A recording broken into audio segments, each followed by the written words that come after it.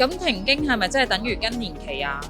嗱，一般嚟講咧，我哋話咧連續12個月咧都冇嚟月經啦，而且咧亦都冇一啲嘅病理因素影響之下去停經嘅話咧，呢啲都屬於一個自然嘅收經嘅。咁自然收經咧，通常係發生喺40歲到65歲之間嘅婦女啦。咁通常嚟講咧，最常見咧就會係 around 50歲咗緊嘅。咁呢個時間嘅女性咧就會出現一個嘅生育嘅功能下降啦，同埋咧個月經嘅量咧會慢慢咁越嚟越少，直至到完全冇嘅。